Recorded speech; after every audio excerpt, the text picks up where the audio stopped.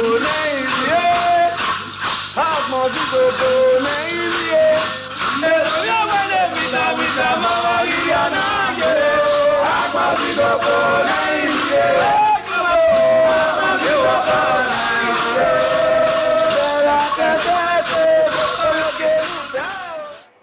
have a very important information to share. I'm not sure if many people are aware of this. Few years ago, a British man called Dr. Mark Walker returned two beautiful Benin artifacts that were looted by his great-grandfather during the British expedition of 1897. Okay, just watch this.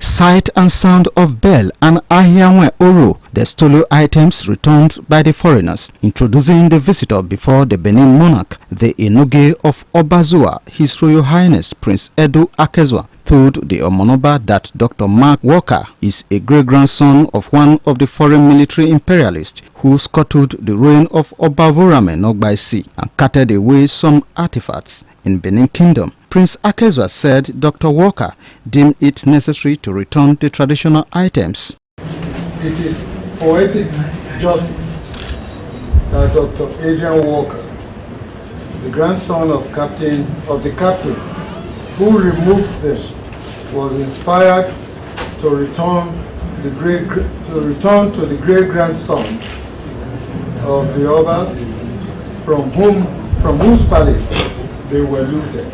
Speaking, Dr. Idra Mark Walker told the Oba that having realized that the precious artifacts were stolen, he decided to return them. Oba of Benin thanked the foreigner for the decision to return the stolen items and prayed God to preserve him. God bless you for remembering the occasion. Thank you very much. These artifacts you brought, the BBC decided to send photographers. Since they were brought, would I promise to keep them well? And I gave the undertaking. It's very obvious that the looting of Benin artifacts at that time was rooted in British imperialistic ideology.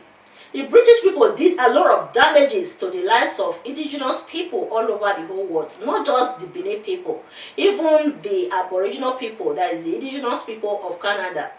The atrocity that the British people did to their ancestors continue to affect the lives of the younger generation. It's like a intergenerational trauma in their community today in Canada.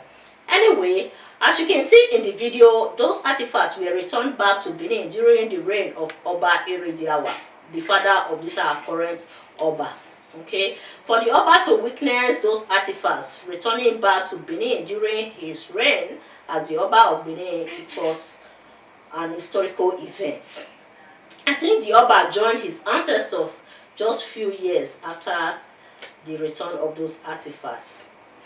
Dr. Mark Walker, who played the role of a humble and honest British man, justified his action on the fact that he don't want to be labeled as the great-grandson of a racist. Just listen to this. That I would not be condemned as the grandson of a racist. I was very pleased to be in possession of them because they reminded me of my grandparents. During the event, the Benin people delivered a very clear message to those who looted their artifacts and to Dr. Walker as well. Just listen. We have been cursing the people who put away these things, and we have always said that if they do not return them, they will never have peace in their lives. But you have brought yours, so you will have peace in your life. Some personalities bear their mind on the historic event. Proud to be a child of this great kingdom, and what has happened here has shown that the Almighty Lord lives. And no matter how bad it is or it was, the Almighty Lord will always intervene. He will always use people to right what was wrong. I'd like to appreciate the uncommon display of sincerity of Dr. Wakal. You know, what he has done today is recorded in history. And to us, as Benin Kingdom, we remain entirely grateful to him and want to seize the opportunity to enjoin every other looters to emulate Dr. Wakal. About 4,000 artifacts and other valuables were looted by foreign invaders during the 1897 massacre during the reign of Obavorame Ogbaisi. I hope the British people return Benin artifacts and they have a lot with them. We still don't have the accurate number of artifacts that were looted. Some people said more than 4,000. High Priest Ebon said more than 8,000 artifacts. And the British government is generating a lot of income from those artifacts. That is the property that doesn't belong to them. You know?